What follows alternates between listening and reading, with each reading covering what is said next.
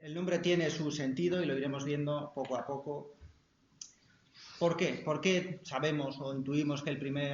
la primera denominación es Majadores? Es porque en esta calle debieron asentarse los trabajadores que majaban, que aplastaban, que daban forma bien a los cereales que luego se manufacturaban en panaderías y en hornos, o, la otra hipótesis que es la que tiene más visos de realidad, el metal o los metales preciosos que luego se transformaban en esos panes de oro para los retablos, esas finas láminas para llevar a la ceca para hacer monedas, y esa sería la primera denominación histórica que tenemos de esta calle, la calle Embajadores, que es como aparece en la documentación histórica hasta prácticamente el siglo XIX, como iremos viendo a lo largo de esta exposición, en la que vamos a hablar de esta calle desde sus inicios hasta el día de hoy, de lo poco que se conoce de esta calle, porque la verdad es que la documentación que hay de ella es bastante escasa, pero bueno, iremos intentando hilar un discurso sobre los pequeños apuntes que hay de esta calle. Esta sería la primera denominación de la calle Embajadores, que etimológicamente pudo derivar a calle Embajadores. No es muy factible que los embajadores, estos personajes de un alto rango, se asentasen en esta calle, como luego iremos viendo y como luego iremos pues, debatiendo. No está claro ni a favor ni en contra, no existe la verdad absoluta porque no tenemos la documentación que nos permita ni decir que esto es mentira ni decir que esto es cierta. Lo dejamos ahí como una hipótesis, desde mi punto de vista poco factible, pero una hipótesis.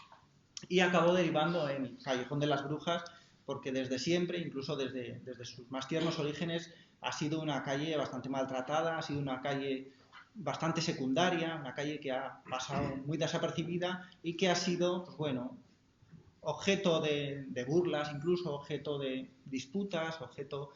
de lugar de reunión de personajes de dudosa reputación, y esto ha ido derivando en pues esta denominación de Callejón de las Brujas como algún sitio así por el que no hay que pasar, donde se hacen aquelarres y cosas de dudosa reputación que hay que tener cuidado. Pero antes de todo esto debemos retrotraernos y debemos conocer el origen de esta calle. Para conocer el origen de esta calle no me queda otro remedio que hablar del origen, el propio origen de la ciudad, porque va todo relacionado. La ciudad, como sabemos, se funda en el 884 por mandado de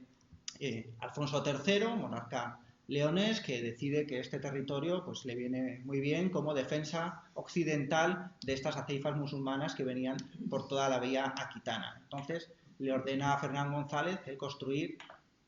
pues, en un enclave privilegiado entre el río y el cerro, construir un burgus, un pequeño castillo, una zona fortificada sobre la cual poder manejar la defensa de esta vía aquitana para evitar que estas aceifas lleguen hasta León. O sea, a Alfonso III no le interesaba para nada la articulación del territorio castellano. Lo que le importaba es que las aceifas musulmanas no llegasen hasta su ciudad, no llegasen hasta donde él estaba residiendo, que era León. Y por eso, junto con Pancorbo y Castrojeriz, pues va a fundar Burgos para hacer una sección de fortalezas que vayan defendiendo y vayan mermando las fuerzas de estas aceifas para que cuando lleguen a León las tropas leonesas puedan enfrentarse a ellas y no sufran ningún peligro ni el monarca ni la ciudad. Bien, desde el inicio debió configurarse un potente castillo y en torno a él se articuló pues, una primitiva ciudad, una ciudad que ocupó la ladera sur, la zona cristiana ocuparía la ladera sur y la zona oriental sería ocupada por la zona musulmana. Nuestra calle ni se está ni se la espera en estos momentos, la flecha indica más o menos el entorno por el que debería estar nuestra calle, estamos en el siglo IX, de ella lo único que apreciamos son zonas de cultivo y poco más. En el oeste vemos que está la primitiva judería, que será importante y luego hablaremos de ello. Esta ciudad desde muy temprana edad debió estar amurallada, debió contar con un primer circuito de murallas en torno al siglo X. Se han hecho las excavaciones, las actuales excavaciones del solar del Cid, parece que han alumbrado el arranque de lo que podría ser un cubo defensivo, que viene pues bueno, a indicar que es posible que aquí haya un primer elemento defensivo. Esta muralla contaría con elementos externos, torres albarranas, como podría ser el torreón de Doña Alhambra, o una torre exenta que estaría junto al puente de Santa María, donde en el siglo XIII-XIV se construirá la portada de Santa María. Esto es, estamos en el siglo X, finales del siglo X, principios del siglo XI, ese entorno de la judería vieja sería el lugar en el que, de haber ocurrido ese acuerdo del Cid con Raquel y Vida sobre el cofre, en esa zona alta es donde debería ocurrir, no en la zona baja, porque esa zona baja todavía no existía. Y si es difícil que en el siglo X, principios del XI, exista la calle Embajadores, es difícil considerar que en esa calle se alojasen unos embajadores, que nos dice Oliver Copons, que fueron a rendir pleitesía al monarca Fernando I. Y esto es así porque Fernando I, estamos hablando de que llega a ser primero conde de Castilla en torno al 1029 y rey de León en 1037. No es factible que en el 1037, en el 1040 o en el 1050, si queremos alargar esa visita, los embajadores se alojasen en una calle que no existe y en una calle que de existir estaría en un entorno de huertos, de zonas de cultivo, de zonas de viñedo, sin ningún tipo de articulación. Y lo que es más dudoso todavía es que este investigador, el señor Oliver Copons, que hace un estudio sobre el castillo también, en el libro no nos indica de dónde saca esta información. No hay ninguna nota al pie, no hay ningún tipo de apunte en el que nos diga, oye, pues esta información se sacó de tal documento o esta información me la dijo tal persona. No tenemos ese apunte ni de la visita del monarca Fernando I, ni de la visita de los embajadores, ni siquiera de la existencia de esa calle. Entonces, bueno, va a ser a partir sobre todo de la muerte de Almanzor y del desmembramiento del califato en una serie de reinos taifas, cuando la ciudad salte este primitivo cerco de murallas y empecemos a tener presencia de estos elementos más urbanizados en esta zona baja. Va a ser también debido en parte a estas canalizaciones que lleva a cabo el abad Lesmes, que permiten, pues bueno, articular una serie de esguevas en toda esta zona llana que facilitan que se pueda urbanizar el entorno. Con todo y con ello, la presencia va a ser muy escasa. Tenemos noticias de las primeras noticias que tenemos de la iglesia de Santa Águeda se remontan a 1163. Si confiamos o le damos verosimilitud al cantar del mío Cid, pues esta iglesia existiría 100 años antes con la famosa jura de Santa Gadea. Pero eso hay que tenerlo también entre comillas, porque no es muy viable que un caballero, por mucho caballero que sea, pueda exigir a un monarca que jure que no ha tenido nada que ver en la muerte de su hermano Sancho II de Castilla. Estos dos hermanos, Alfonso VI y Sancho II de Castilla, eran hijos del Fernando anterior, del primer Fernando que supuestamente recibió a los embajadores en la zona alta del castillo. Como digo, las primeras referencias físicas que tenemos de esta iglesia la apuntan en 1163 en una bula de Alejandro III,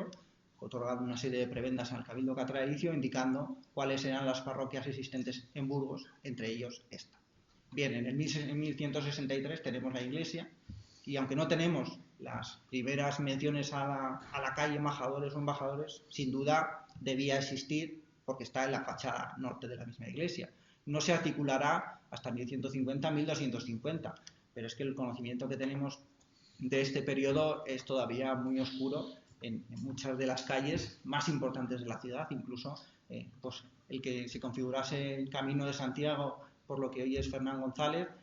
pues es a partir de 1170 cuando tenemos noticias de ese hecho. Entonces, si de una calle importante y principal, como era en ese momento Tenebregosa,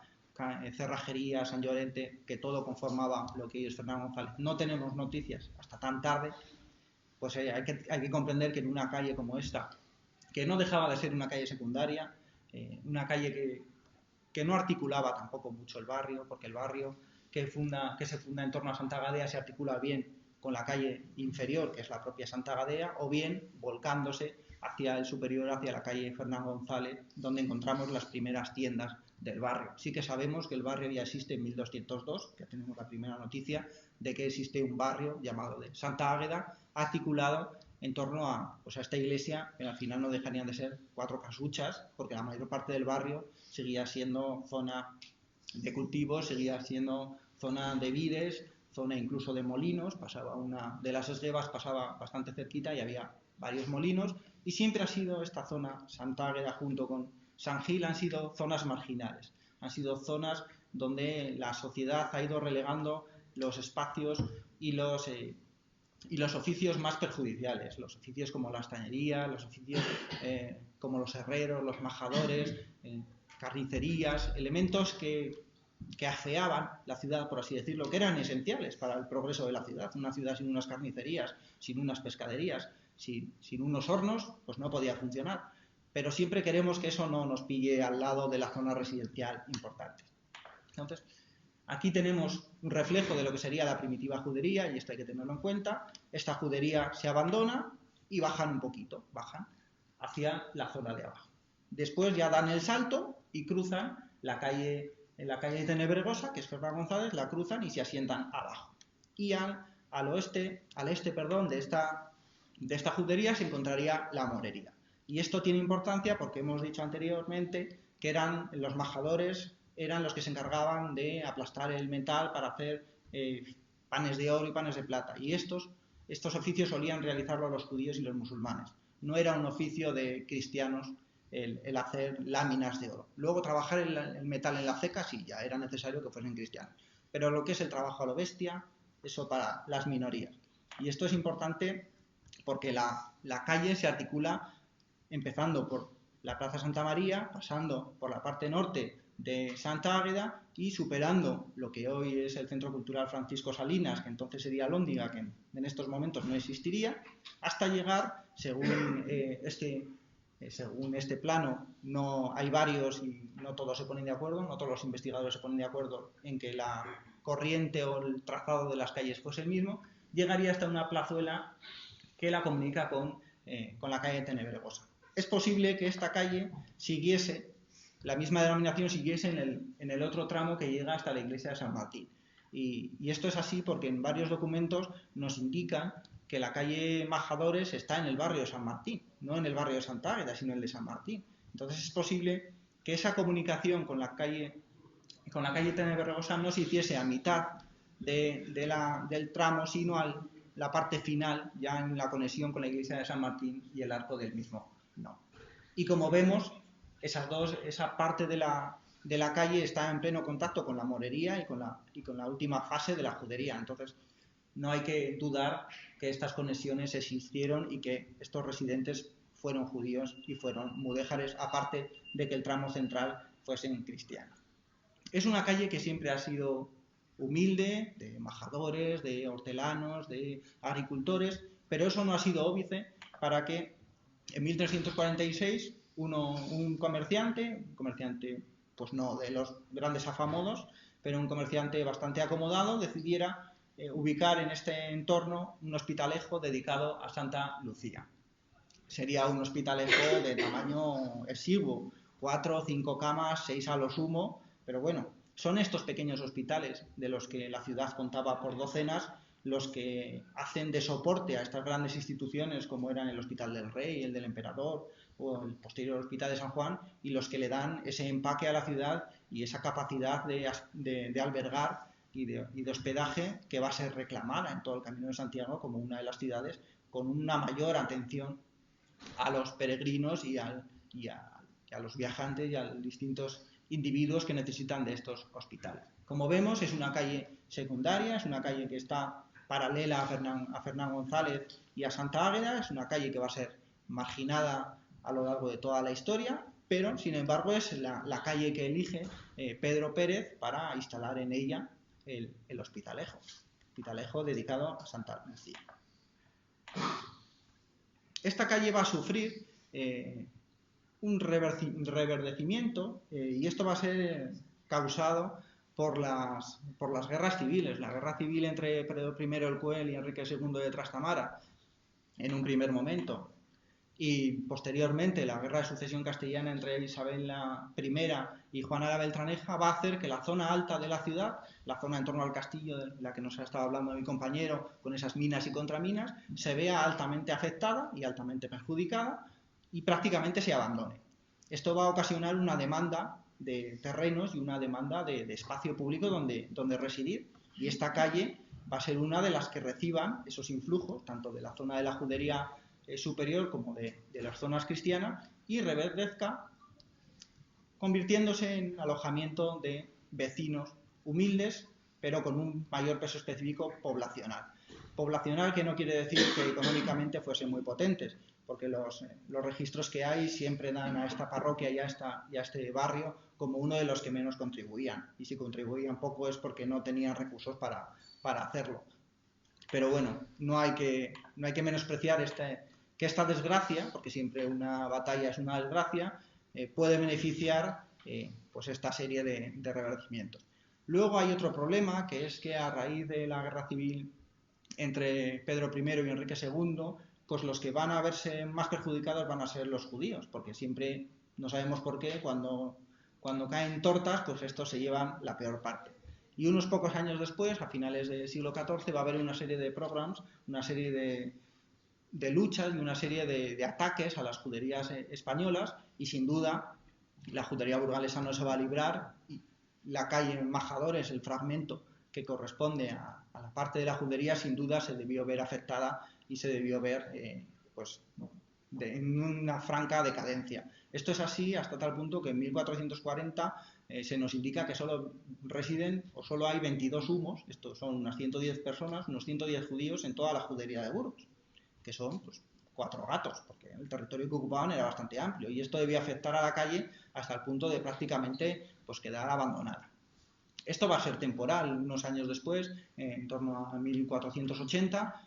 sin embargo, se nos va a decir en unas actas sinodales, que da el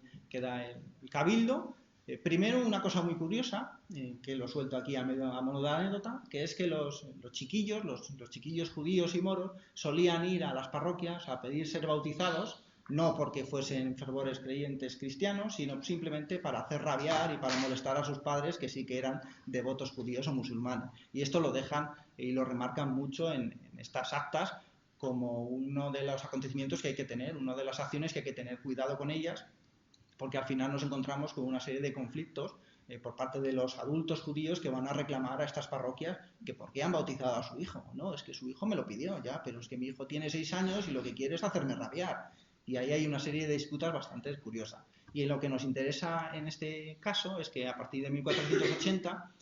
se expone ampliamente que los judíos y los musulmanes son tantos que no caben en sus espacios acotados y inundan toda la ciudad y conviven en las calles con el resto de vecinos. Y eso no podía ser. Se habían dictado unas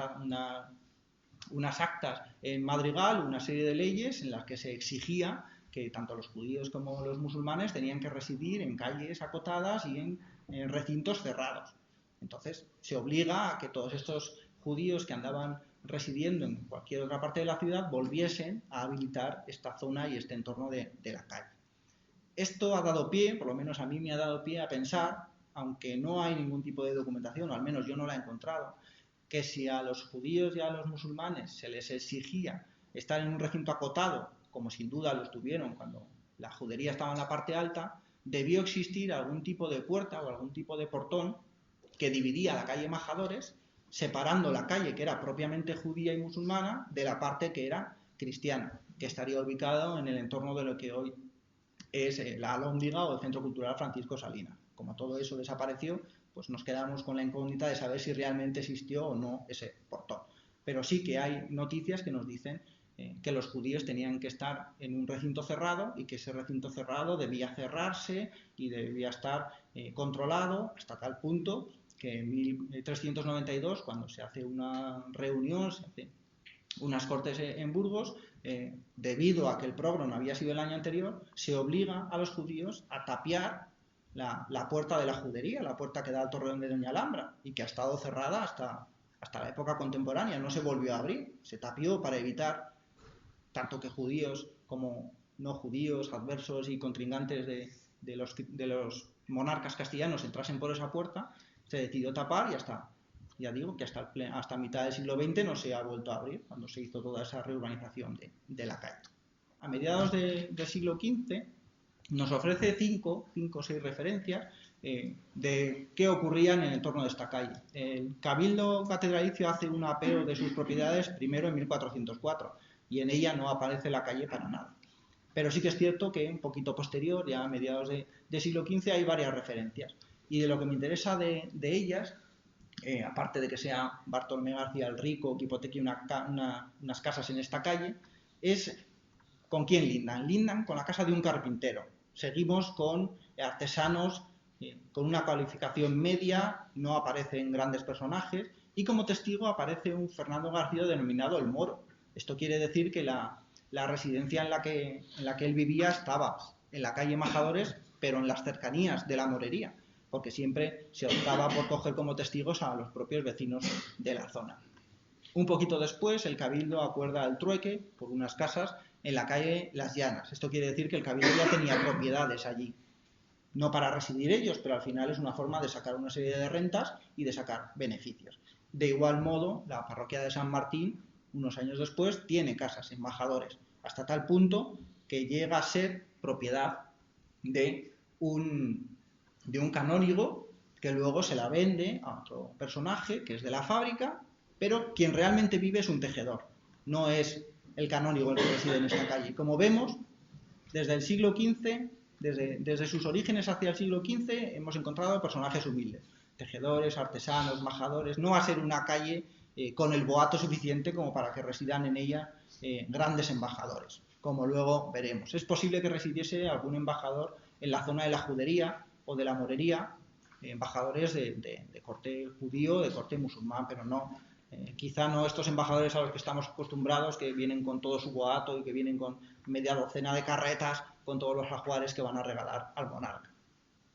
Bien, el inicio del siglo XVI va a venir marcado primero por la expulsión de los judíos, 1492, cuando se unifica el reino, cuando se acaba la conquista de Granada. Los reyes católicos ponen sus ojos en los judíos y dicen que ahí están de más y que cojan camino portante y se vayan para otro sitio. La otra opción era convertirse al cristianismo, entonces hay algunos que aceptan y hay otros que no.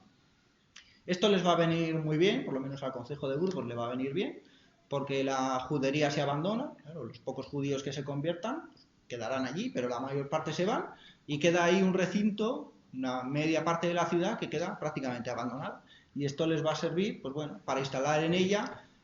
pues una serie de edificios que les hacían falta. Desde el siglo XIV la ciudad de Burgos va a venir sufriendo una serie de hambrunas y llega un momento en el que el concejo se da cuenta de que es necesario construir un recinto, construir un edificio en el que poder alojar almacenar una capacidad de grano para estas épocas de hambruna. Entonces decide construir la Alhóndiga y uno de los terrenos en los que se fijan es pues en esa zona tan degradada que había sido la judería y la morería y que tenían pues el espacio suficiente como para instalarlo. Y ahí es lo que hoy conservamos como Centro Cultural Francisco Salinas, con esta portada de transición de finales del Gótico a principios del Renacimiento, como no puede ser, con el blasón del monarca reinante en el momento, para que quede constancia de que esto es una obra que hace el concejo, pero que tiene el apoyo de la monarquía. Bien. De esta época, sin duda, tienen que ser los restos que se conservan dos arcos de medio punto en la parte norte de Santa Águeda, tienen que ser de esta cronología, aproximadamente finales del Gótico, principios del Renacimiento. La construcción de la Alhóndiga tenía que haber supuesto un revitalizante para la calle. Sin embargo, el concejo pues, lo deja a medias, no acaba de fructificar y decide invertir sus pocos caudales en otros espacios como es la calle Fernán González. Es en estos momentos, un poquito más adelante, cuando se decide hacer un potente arco del triunfo en el solar en el que estaban las casas del conde Fernán González, o incluso el proyecto que no se llevó a cabo del arco en el solar del Cid. Todo ello para intentar revitalizar esta parte occidental de la ciudad, que como había sido judería y había sido morería, pues había sido denostada y abandonada en beneficio de esta zona este, donde está la llana, donde están los mercados y donde está por la calle La Puebla y la calle San Juan. Si se quiere cargar, porque esto lleva su tiempo. En el siglo XVI nos encontramos una noticia, o refleja una noticia, que nos viene a crear más confusión, aún si cabe. Este señor, Gómez de Quintana Dueñas, es un corregidor de la ciudad de Burgos y en 1537 indica que obliga a que los herreros tengan que asentar sus talleres en la calle Majadores, que él la ubica en Villanueva. El barrio de Villanueva sería la primera fase de expansión de la judería, que se sitúa en la parte superior de la calle Fernán González, donde hoy está el solar del Cid y la zona donde estuvo el cementerio y donde está hoy pues el ABA y toda esa construcción. Entonces, o existe otra calle Majadores o la información que nos da este corregidor no es cierta. Sí que nos dice que está pegante a San Martín. Bueno, si está pegante a San Martín, igual no está en la parte de arriba, sino que está en la parte de abajo y puede corresponder a ese tramo final de la calle Majadores-Embajadores. También es cierto que si continuamos siguiendo la información que nos da este señor, nos equivoca. La calle Cantarranas la mayor y Cantarranas la menor, la pone en Trascorrales, o sea, la información que nos da hay que cogerla con pinzas, porque no atina una al buen señor. Entonces, hay que tener cuidado con ello. En el siglo XVI, varios personajes, entre ellos Enrique Cook, que nos ha comentado también mi compañero, indica que las calles de la ciudad son pues, cuatro callejas que están, pues bueno, están las pobres hechas un asco y que no hay ninguna que se salve. Enrique Navajiero, que es un viajante de finales del siglo XV, principios del XVI, nos dice escuetamente que son oscuras y faltas de luz. Y esto debió ser así. Bueno, esto es una visión quizá demasiado utópica en la que sobresalen las torres de la catedral y las diversas parroquias, pero vemos que al final lo que apreciamos es un conglomerado de casas de escasa entidad, cada una puestas un poquito así al tuntún. No había un orden claro en las calles no eran perfectamente rectas, cada uno tenía su parcela y construía la casa donde mejor le daba a entender. Aquí tenemos un dibujo de cómo era la calle Majadores o Embajadores,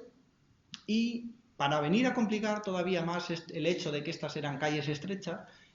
los vecinos tenían la sana o insana costumbre de construir en sus pisos una serie de aleros, una serie de salientes que hacían todavía más complicado esa entrada de luz y esa forma de circular de las personas.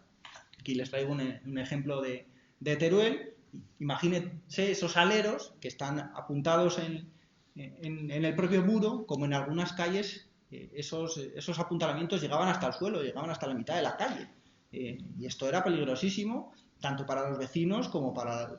el entorno de la calle, sobre todo, quizá no en una calle como la de Embajadores, que era tan estrecha que no hacía falta estos puntales en mitad de la calle, simplemente el puentecito que construían iba de un lado a otro de la calle. Eso se ha visto y se ha conservado, y hasta tal punto es así que Enrique III, cuando hace una visita a la ciudad en 1403, obliga a desmontar uno de estos puentecillos en la calle La Moneda, porque dice que no puede pasar con su hueste a caballo con las lanzas de pie, porque se va tropezando con esta serie de aleros y con esta serie de puentes. Esto es lo que nos dice Navajiero en relación a que las calles son estrechas y faltas de luz. Si no tienen luz ya de por sí, si encima vamos construyendo aleros que nos tapen todavía más, pues es harto complicado. Y esto era muy peligroso, les digo, sobre todo cuando estos puntales se situaban en las esguevas. Esto hacía que las esguevas se taponasen, y cuando el río venía con un poquito más de fuerza, pues o bien se llevaba el puntal y por lo tanto se hundía media casa, o bien se hacía un tapón y se acaba inundando media ciudad. Pues estas son las calles que tenemos en el siglo XVI, en el siglo XV y en el siglo XVI. Este es Enrique III el que manda derruir ese puente. Así nos encontramos la ciudad en el siglo XV. Voy a ir avanzando un poquito porque tenemos bastante. Aquí vemos que Santa Gadea en las rentas es mínima comparado con otras parroquias del entorno. Santa Gadea junto con San Gil son las que menos van a aportar, y esto quiere decir que los que residían en esta zona no tenían una capacidad económica importante. Aquí vemos otra en la que nos limita las zonas importantes, las zonas con caché, que estarían en torno a la catedral, los mercados, las llanas, zona del Huerto del Rey, las zonas un poquito más avaloradas, que sería la zona del ensanche, calle La Puebla, San Juan, y las calles y las zonas pobres, que sería toda la zona occidental, donde están las juderías y las morerías, y la zona norte, donde está San Gil y la zona superior de San Esteban, porque no eran zonas prácticas y se habían abandonado en favor de otras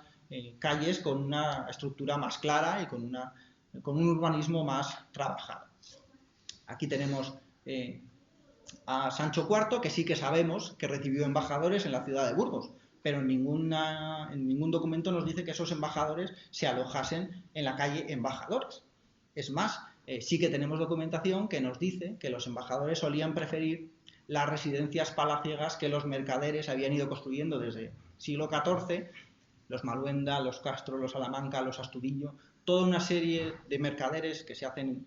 ricos e inmensamente ricos con el comercio internacional de la lana, van a hacer sus palacios residenciales y estos van a ser los preferidos por los embajadores. Y esto es en beneficio mutuo, porque a los propios mercaderes les interesa estar a bien con estos embajadores que van a dar buena imagen del comerciante, y esto va a repercutir en el continuo mercadeo con estas regiones. Cuando los embajadores tienen un caché ya que supera todo lo habido y por haber, pues van a optar por residencias de mayor empaque. Los condestables van a tener que ceder, no siempre de buen grado, parte de sus instalaciones para ubicar a estos grandes embajadores. Junto al palacio de los condestables de Salinas, de los condestables de Castilla, estaba el de los condes de Salinas, donde hoy está el Polvorilla. Toda esa zona era otro gran palacio que también debió albergar a estos embajadores. Y en última instancia, el Palacio Arzobispal, en estos momentos potente Palacio Arzobispal, sabemos que ha sido el lugar de residencia de los monarcas cuando venían a Castilla, y de algunos importantes embajadores del Reino Unido o de Francia. Llegamos al siglo XVIII, ya vemos que vamos con cierta prisa. Esta es el folio 1019 del tomo 2 seglar del Catastro de Ensenada, y en ella se nos indica que hay un personaje que tiene una casa con unos urqueros a la calle que llaman de los Majadores. Entonces, en 1754 todavía esta calle se llama de los Majadores, o que llaman de los Majadores. No hay una denominación clara de embajadores, y estamos a mediados del siglo XVIII. Los protocolos notariales del siglo XVIII son amplísimos, son numerosísimos, y he consultado solo una parte de ellos, porque de momento no me ha dado tiempo para más, y ha aparecido una referencia, y sigue apareciendo en la referencia como calle de los Majadores. Estamos en 1762. Esto va como quiere. Llegamos al siglo XIX, quizá el siglo XIX, por estar más cercanía, la información se han conservado más, tenemos una mayor documentación. Sí que sabemos que la calle sigue siendo una calle bastante pobretona, en el sentido de que la documentación que nos aparece es bastante escasa. Hay 2 referencias directas y 4 o 5 indirectas en toda una serie de documentos de Hacienda que nos hablan de las propiedades urbanas de la ciudad de Burgos, que hay una referencia de más de 2.600 referencias o fincas urbanas, y de esas 2.600 referencias hay 2 directas a la calle ya sí Embajadores, y varias indirectas que corresponden a linderos de edificios de la calle Fernán González y la calle Santa Águeda. Aquí les traigo algunos se leen mejor, otros se leen peor, otros son directamente, no se los he traído porque casi ni yo podía leer lo que allí venía, pero bueno, aquí vemos Embajadores 2, una casa que linda con Santa Águeda, izquierda subida calle Fernán González, y en la parte de atrás con Dionisio López. Esta es una de las directas, esto va a su ritmo. Aquí tenemos otra, se lo voy a poner más cerca si aparece, si quiere aparecer, sin número, ya no nos dice ni siquiera el portal en el que está, sabemos que está en la calle Embajadores, pero no nos dice ni el número del portal, nos dice que es la calle Embajadores sin número, una calle, y esta corresponde a los señores Pujana. Estos señores debían ser pues bastante importantes en la calle, debían ser por lo menos los padres, porque la propiedad la mantienen durante cierto tiempo. Aquí tenemos dentro de las indirectas pues una casa que está en Santa Águeda y que da a la Plaza Santa María, y traseras y espaldas a la calle Embajadores. Aquí tenemos la propia iglesia de Santa Águeda, tiene calificada con el portal número 11, y un lateral da a la subida a la calle Embajadores, y la trasera da a la propia calle Embajadores. Otra casa, en este caso ya de Fernán González, y de nuevo viene que la parte trasera da a la calle Embajadores. Como vemos, las referencias que tenemos son escuetas y la mayor parte de ellas conocida con el nombre de Embajadores, son indirectas. Directas tenemos un par de portales porque la mayor parte de la iglesia, de la calle, perdón, se ha perdido ya, no se conserva, desde la Alhóndiga hacia el oeste no queda nada, está todo desarticulado, está todo abandonado, y de la zona de la Alhóndiga hacia el este son 4 los portales contados. Y esto es debido no a que la calle desaparezca, es que las propiedades de las calles colindantes, Fernán González y Santa Águeda, amplían tanto el tamaño de su solar que esta calle pasa a convertirse en una calle secundaria, en una calle de servicio por la que entran las mercancías a las casas más pudientes, pues entrarían por esta calle los carboneros a llevar el carbón, una serie de aguadores. No es una calle con empaque como puede ser Fernán González. Pero bueno, eso nos va a venir bien. Si quiere arrancar esto. Vemos que en uno de los mapas de 1877, la calle Embajadores ha quedado reducida a su mínima expresión. Lo que pone ahí a la izquierda, que se ve pública, es la cárcel pública, lo que es Centro Cultural Francisco Salinas, que después de ser Alhóndiga se convirtió en cárcel, y la calle Embajadores, en este plano, nos la limitan al tramo que ni siquiera llega a la Plaza Santa María, la limitan hacia lo que se llama la Cuesta de la Ballena, que es esa escalinata que baja de Fernán González por las traseras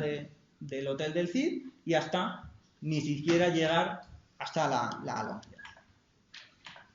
La documentación, continuamos en otro registro de Hacienda de 1893, en la que del mismo modo aparecen varias referencias a la calle Santa Águeda, perdón, a la calle Embajadores, pero la mayor parte de ellas son referencias indirectas. Los portales que tienen la entrada por Fernán González y por la calle Santa Águeda, que tienen sus traseras a la calle Embajadores. Esto va a ser hasta tal punto que prácticamente se olvida el concejo, el ayuntamiento se olvida de esta calle. Y esto va a causar problemas y va a llegar un momento a finales del siglo XIX en el que los 4 o los 5 vecinos que tiene la calle reclamen atención. Digan, oigan, sí, es una calle secundaria, pero necesitamos nuestra atención. Nosotros estamos invirtiendo y estamos aportando económicamente al ayuntamiento igual que el resto de la ciudad. Y es cuando vayan a solicitar que se haga una canalización subterránea por esta calle para quitar esas fosas sépticas que tenían las viviendas, que se aproveche el agua que baja de la fuente que está al lado del arco Fernán González para que esa, por gravedad, vaya limpiando toda esa canalización, y es cuando se va a solicitar que se haga un adoquinado en la calle y se ponga un farol para que por las noches esa calle pues deje de ser lugar de trifulcas, lugar de problemas, lugar de trapicheo, porque nadie la usaba por el miedo a ser asaltado o a que le pudiese ocurrir cualquier cosa. Aquí les traigo varias referencias a la calle Embajadores. Como digo, son referencias, la mayor parte de ellas indirectas, de lo que, en este caso, tenemos una directa de cómo había una propiedad que en el año 1897 seguía correspondiendo a los Pujana, en este caso ya a los hijos, a José a Josefa, que eran hijos, suponemos, porque en el anterior documento de 1854 solo se menciona Pujana, no dicen si son hermanos o si son los padres. Y un poquito después, en el 97, tenemos otro plano en el que vemos que aunque la calle sigue manteniendo el trazado tradicional, no se ha invertido mucho en ella, sí que se ha invertido en el entorno, en lo que sería el resto de la calle. Sí que aparecen algunas fincas nuevas en la parte inferior de Santa Águeda, pegante a los cubos. Bueno, se intenta poner en valor. Va a ser a principios del siglo XX cuando pues, se intente revitalizar un poco la zona. Varios vecinos van a solicitar que se enfosquen muros, que se les permita modificar los vanos para hacer las casas más atractivas. Va a ser sobre todo con la llegada de la democracia en los años 70-80, cuando, quizá porque se conserva mejor la documentación, apreciemos una serie de documentos en las que se apuesta por poner en valor esta calle, por instalar servicios hoteleros, una serie de bares, restaurantes, tiendas de electrodomésticos, una hojalatería. Todo ello, pues bueno, a partir ya de 1974 hasta prácticamente los años finales de los años 90 va a haber toda una serie de personajes, de personalidades, de vecinos que van a apostar y van a solicitar una serie de permutas para locales como el Cafeto, que tan conocido ha sido, para que hacer una actividad social en esta calle tan degradada, pero que mantenía ese encanto. Aquí vemos alguno más. Como vemos, llegan hasta los años medios del 94 y pues a mediados de los años 94 se crea un parón, un momento de crisis, un momento de abandono, y es el momento y la situación actual en la que nos encontramos. La calle, un tramo de ella ha sido tapiada. El ayuntamiento dijo que para evitar problemas y para evitar preocupaciones lo mejor era poner un muro de ladrillo y Santas Pascuas, y así es como la tenemos hoy, abandonada, llena de pintadas, y lo que intentamos es que eso deje de estar así y se ponga en valor, porque quizá una de las ventajas, si podemos decir que son ventajas, del hecho de que esta calle ha sido marginal durante prácticamente toda su historia, es que ha permitido conservar ese aire, ese encanto, esa estructura de carácter medieval, de finales del medieval, como una pequeña calle, estrecha, angosta, con cierta oscuridad, como ya nos decían los viajeros del siglo XVI que eran todas las calles de la ciudad de Burgos. El problema es que el resto de calles pues sufrieron un proceso de ordenación urbana de Escuadra y Cartabón que hizo que las calles se ampliasen y se ensanchasen, y esta no, y quizá este sea uno de los motivos por el que hay que seguir apostando por esta calle, por su puesta en valor, porque tiene un encanto que no vamos a poder apreciar en ninguna otra calle del entorno. Como vemos, las imágenes son tristes, esperemos que en breve cambie su fisonomía, se ponga en valor y se consiga mejorar esta situación. Hay elementos como esos arcos de medio punto, de esas portadas de entrada de finales del gótico, principios del Renacimiento, y hay muros del siglo XVII, podría ser el caso de aquí. Esta imagen es muy, muy impactante porque para conservar un muro se está apoyando el apuntalamiento en el muro de la iglesia de Sant'Àgueda, en el muro norte de la iglesia de Sant'Àgueda, donde hay en la parte interior una serie de sepulcros del XVI, o sea, vamos de Guatemala a Guatepeor. No había otro sistema de apuntalamiento que no afectase a Sant'Àgueda. Bueno, todo eso es lo que hay que poner en valor. Vemos que dentro de los cerramientos que hizo el ayuntamiento hay pilastras, hay arranques de elementos decorativos de las propias casas. Y vemos que quedan ahí en el propio suelo, todavía se conservan elementos decorativos que hay que poner en valor y hay que conservar y hay que potenciar el uso de esta calle, su puesta en valor y el respeto a estas piezas que no dejan de ser parte de la historia de nuestro Burgos. Muchas gracias.